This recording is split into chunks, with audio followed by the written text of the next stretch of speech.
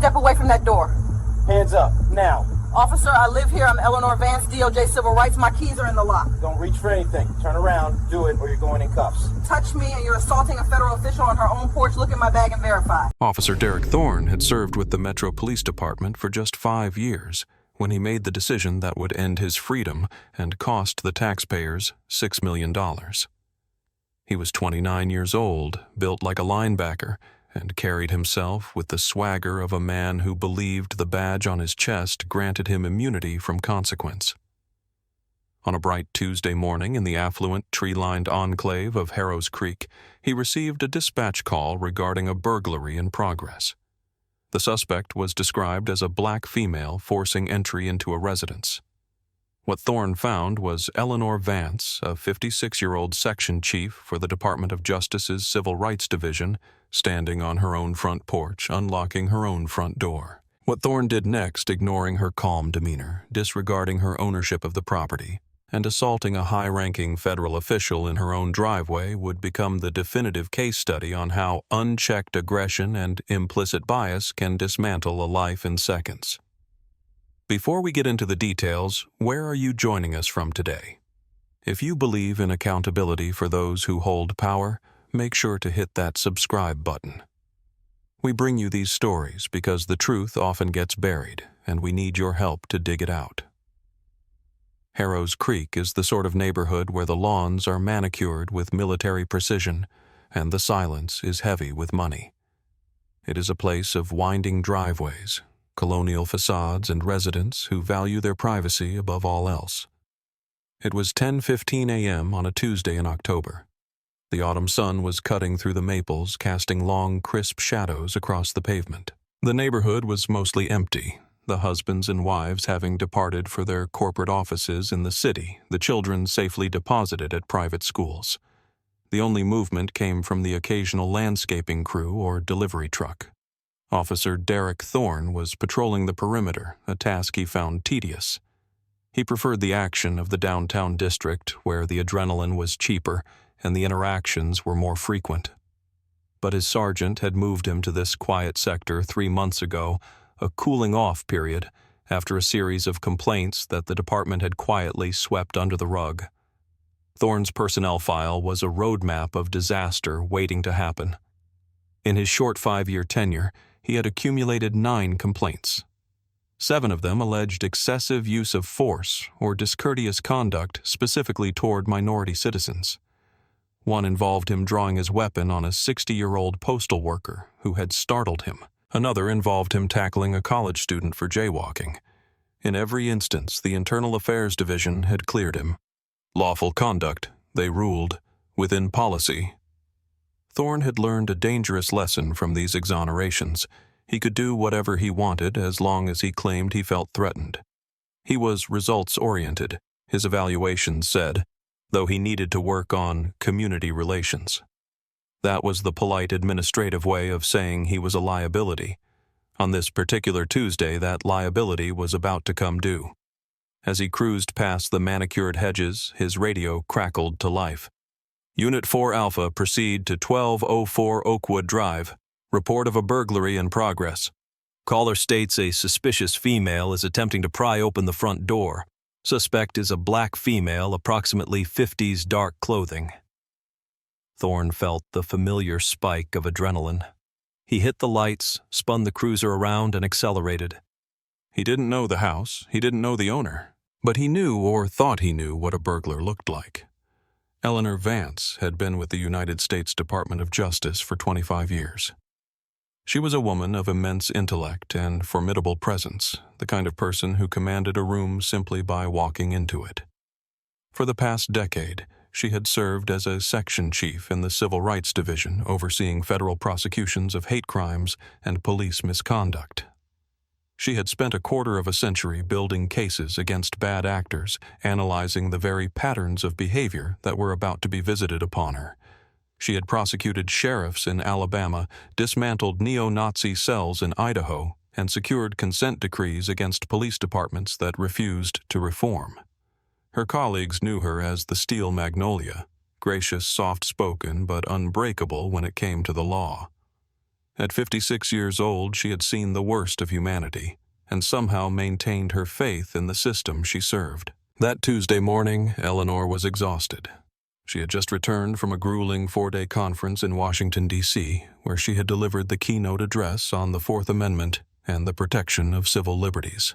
Her flight had landed late, the traffic out of the airport had been a nightmare, and all she wanted was to get inside her sanctuary, brew a pot of Earl Grey tea, and sleep for 3 hours. She had purchased the house in Harrow's Creek 2 years prior, seeking a quiet retreat from the intensity of her work. It was a beautiful 2-story brick colonial with white pillars and a wraparound porch.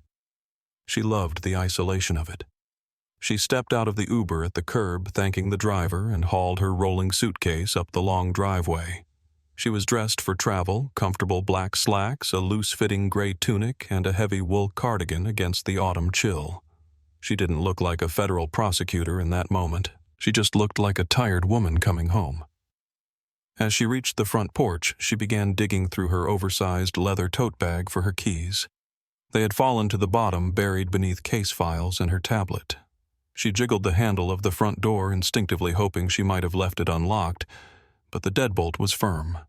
She sighed, shifting her weight, and continued to rummage in her bag. It took her nearly 2 minutes to find the key ring. In that time, she was simply a homeowner struggling with a cluttered purse. But to the eyes watching from across the street, she was something else entirely. Eleanor finally found the keys, the familiar brass biting into her palm. She inserted the key into the lock, which was sticky and required a bit of jiggling to turn. She used both hands, twisting the key while pulling up on the handle, a quirk of the old house she had been meaning to fix. She wasn't prying the door. She wasn't forcing entry. She was just opening her home.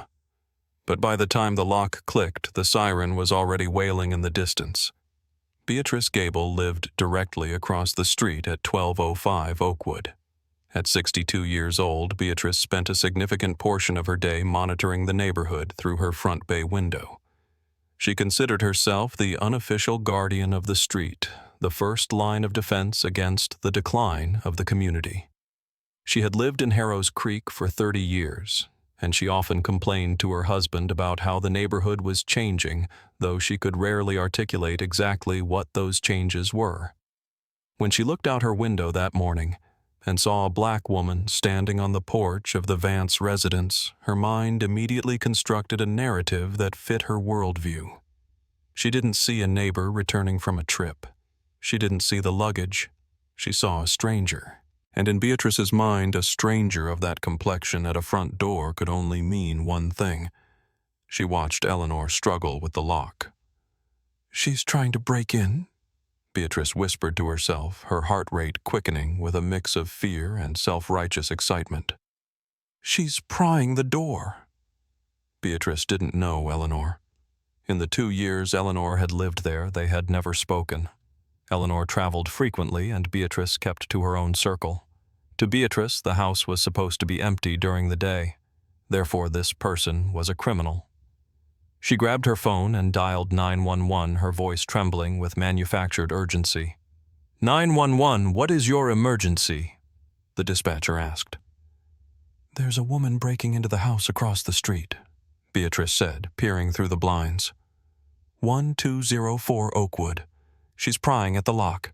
She's been there for 5 minutes trying to force the door open. The dispatcher asked for a description. African-American woman, maybe 50s. She's wearing dark clothes. She has a big bag, probably for stealing things. Please hurry, she's going to get inside. Beatrice felt a surge of power as she hung up. She was protecting her neighbors. She was doing the right thing. She didn't pause to consider that a burglar usually doesn't arrive in a clearly marked Uber or stand on the front porch in broad daylight or drag a rolling suitcase behind them. Those details were filtered out by her bias. She only saw the threat she wanted to see. When Officer Thorne's cruiser screeched around the corner moments later, Beatrice nodded in satisfaction. "Finally," she thought. "They're going to catch her in the act." She didn't know she was setting in motion a chain of events that would destroy a young officer's life, humiliate her own family, and expose her prejudice to the entire world. She just watched, phone in hand, waiting for the show. Officer Thorne pulled his patrol car into the driveway of 1204 Oakwood, blocking Eleanor's path to the street. He didn't park at the curb. He mounted the apron of the driveway, an aggressive maneuver designed to box in a suspect vehicle, even though there was no vehicle there. He slammed the gear shift into park and exited the car before the engine had fully died. His hand was already hovering near his holster. He saw Eleanor Vance standing in the open doorway, her hand on the handle of her suitcase about to step inside. To Thorne, this was the moment of truth. The suspect had breached the perimeter. "Police! Step away from the door!" He bellowed, his voice cracking across the quiet lawn. Eleanor froze. She turned slowly, her brow furrowed in genuine confusion. She saw the young officer storming up her walkway, his face contorted in aggression. She blinked, her mind still resetting from the long flight. "Excuse me?" she said, her voice calm, the practiced tone of a woman who had cross-examined murderers. "Step away from the door and walk down the stairs. Now!" Thorne shouted, closing the distance rapidly. Eleanor didn't move. She held her ground, her hand tightening on her suitcase handle. "Officer, there must be a mistake. I live here. I just got home from the airport." Thorne didn't hear her, or rather he heard words, but they didn't register as truth. Suspects always lied. Suspects always said they lived there. His training, or at least the parts of it he paid attention to, told him to secure the scene first and ask questions later. "I said get down here. Drop the bag." Thorne was now at the bottom of the porch steps, 10 feet away. Eleanor took a breath. She recognized the posture. She recognized the escalation. She had reviewed hundreds of cases just like this. "Officer," she said, projecting her voice clearly, "I am the homeowner. My identification is in my purse." "If you will allow me to... Don't you reach for anything!" Thorne screamed, his hand unsnapping the retention strap on his holster. "Put the bag down and put your hands on your head." "I am not going to put my hands on my head on my own front porch." Eleanor stated, her authority beginning to seep through. "I am going to reach into my bag slowly and show you my driver's license and my deed of trust if necessary. You are making a significant error." She moved her hand toward the tote bag resting on the porch railing. It was a natural human movement. To Thorne, it was a threat. He charged up the stairs. The gap between them vanished in a second. He didn't verify. He didn't de-escalate. He reacted to a threat that existed only in his mind. He grabbed Eleanor's left wrist, twisting it violently behind her back. The pain was immediate and sharp. Eleanor gasped, dropping the suitcase. "What are you doing? Let go of me!" she cried out, the shock finally piercing her composure. "You are under arrest for burglary and resisting an officer," Thorne grunted, shoving her face first against the brick pillar of her own home. "Stop resisting."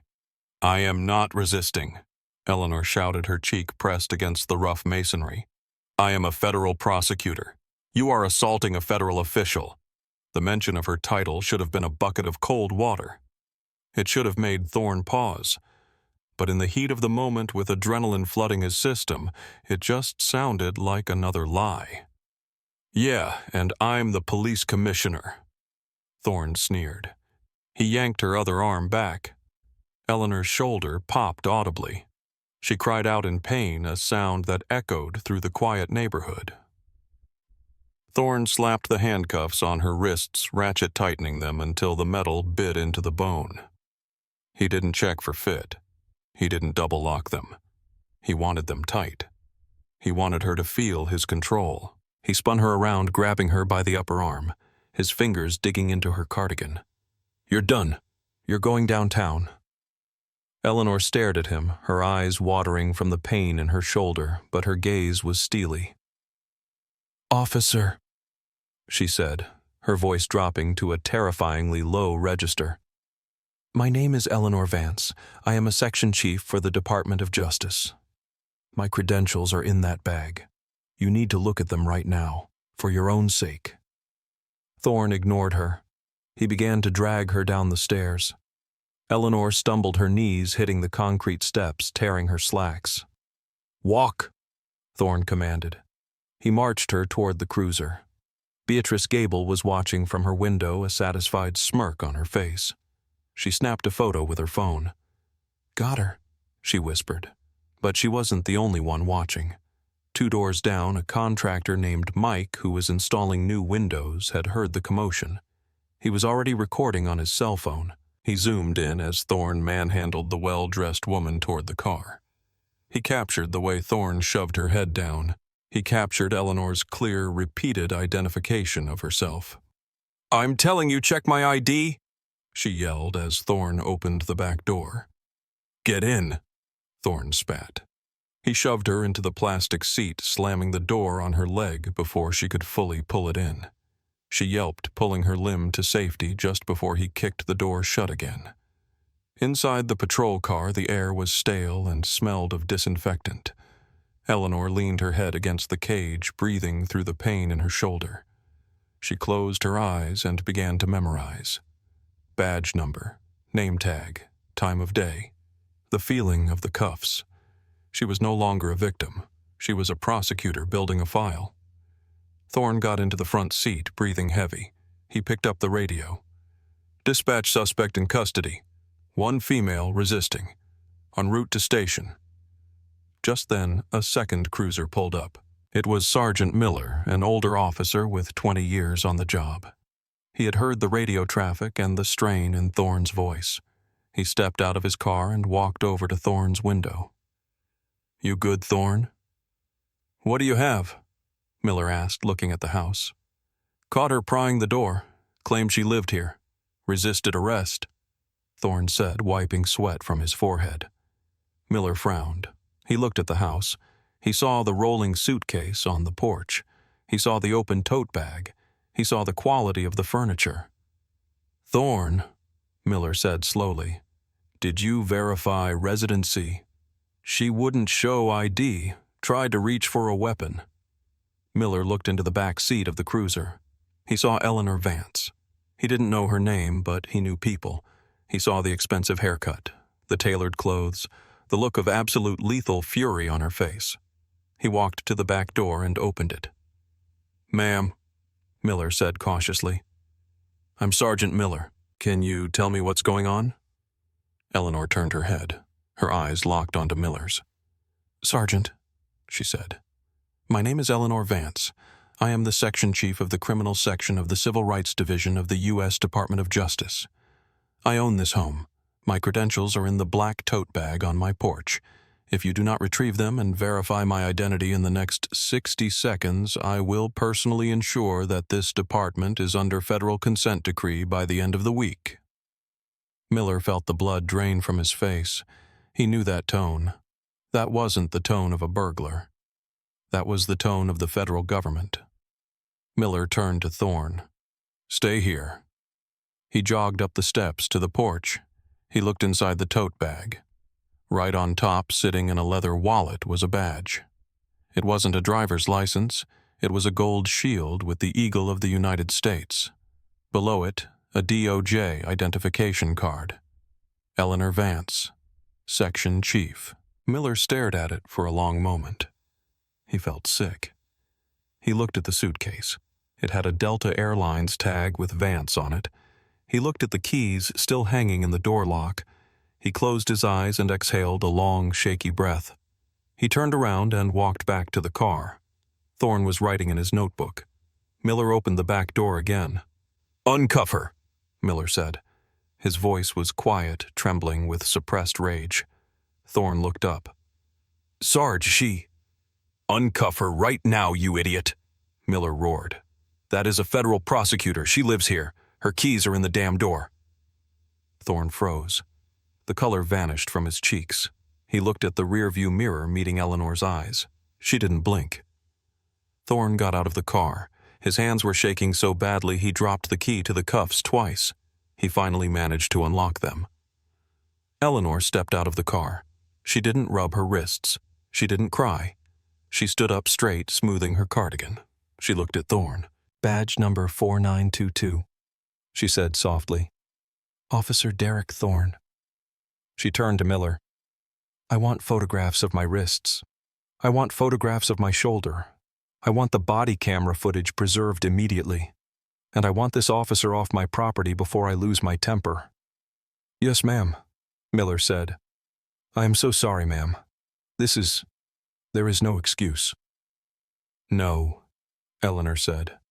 "There isn't, and there won't be." By the time the sun set that evening, the video from the contractor's phone had been viewed 4 million times.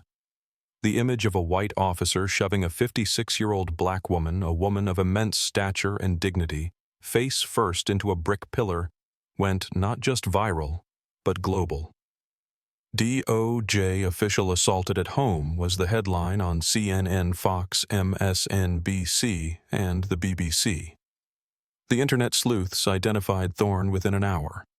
They identified Beatrice Gable within 2. Beatrice's husband, a senior VP at a logistics firm, was fired the next morning after the company was bombarded with calls about his wife's racially motivated 911 call. Beatrice herself went into hiding, but the internet never forgets. The Department of Justice did not wait. The Attorney General himself issued a statement condemnation the arrest. The FBI opened a civil rights investigation within 24 hours. Thorne was placed on unpaid suspension, but everyone knew he would never wear a uniform again. The chief of police offered a public apology standing at a podium looking ashen. Eleanor Vance stood next to him, her arm in a sling. She didn't smile. She spoke about the law.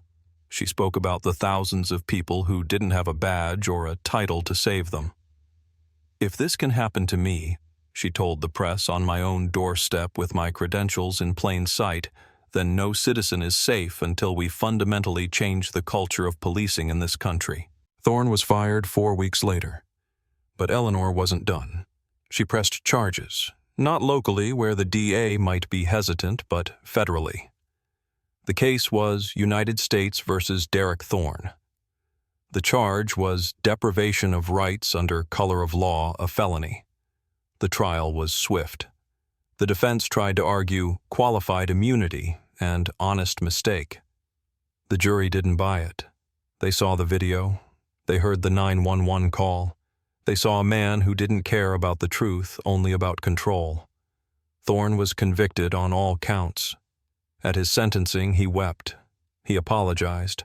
He said he was young and scared. The judge, a stern man of 65, looked over his glasses. "You were not scared, Mr. Thorne. You were arrogant. You believed your badge gave you the right to dominate. You stripped a woman of her dignity because you refused to see her humanity." Thorne was sentenced to 36 months in federal prison. The civil suit was settled for $6 million. Eleanor donated half of it to a legal defense fund for victims of police brutality. But the money didn't fix her shoulder, which required 2 surgeries. It didn't fix the nightmares. It didn't fix the feeling of terror she felt every time she saw a patrol car. Justice was served, yes. Thorne was in prison. Beatrice was a pariah. The department was under a consent decree. But as Eleanor sat on her porch months later drinking her tea, she knew the truth. She was one of the lucky ones. She had the power to fight back. Most people don't. And that brings us to the end of this story, folks. It leaves us with a heavy question. We often talk about bad apples. But what about the barrel that keeps them? Derek Thorne had a history that was ignored. Beatrice Gable had a bias that was indulged. It took a federal prosecutor to break the cycle, and even she left with scars. What happens when the victim is a nurse, a teacher, or a student? Justice shouldn't require a DOJ badge. It should be the default. I want to know what you think. Should 911 callers like Beatrice face criminal charges for false reports based on bias? Let me know in the comments below. If you found this story important, please like and subscribe. It helps us keep the lights on and the truth loud. Until next time, stay safe and watch out for each other.